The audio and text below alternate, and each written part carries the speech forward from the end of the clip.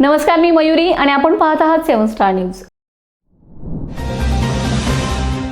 शेतकऱ्यांच्या हितासाठी स्थापन झालेल्या विकास सोसायट्यांमधूनच आता नियमांची पायमल्ली होत असल्याचा धक्कादायक प्रकार समोर आलाय।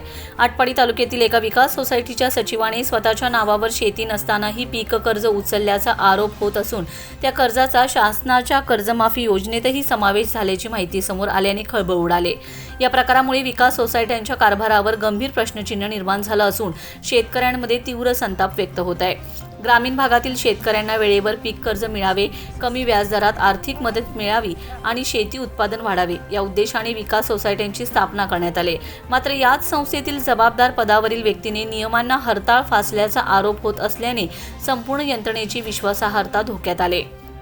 पीक कर्ज मंजूर करण्यापूर्वी अर्जदाराच्या नावावरील 7/12 पीक नोंद, कर्ज पात्रता आणि अन्य कागदपत्रांची पडताळणी करणे बंधनकारक असते। असे असताना जमीन नसलेल्या व्यक्तीच्या नावावर पीक कर्ज मंजूर कसे झाले?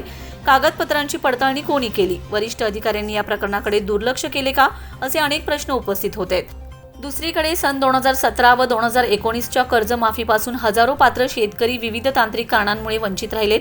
अनेकांनी कार्यालयांचे उंबरठे झिजवलेत, अर्ज केले, पाठपुरावा केला, तरीही न्याय मिळाला नाही। आता नव्या कर्जमाफीतही अनेक शेतकरी अपात्र ठरत असताना सचिवाच्या नावावरील कर्जाला माफी मिळाल्याचा आरोप अधिक गंभीर मानला जात आहे।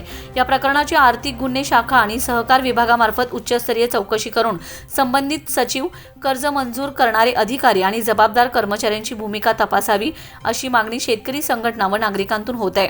दोषी आढळल्यास त्यांच्यावर फौजदारी गुन्हे दाखल करून शासनाचे झालेले नुकसान वसूल करावे अशी मागणी जोर धरत आहे। शेतकऱ्यांचा विश्वास संपादन करण्यासाठी शासनाने या प्रकरणाची निपक्ष चौकशी करून सत्य जनतेसमोर आणणे आवश्यक आहे। अन्यथा शेतकऱ्यांसाठी असलेल्या संस्था शेतकऱ्यांच्याच विरोधात काम करत आहेत का, हा प्रश्न अधिक तीव्र होण्याची शक्यता आहे।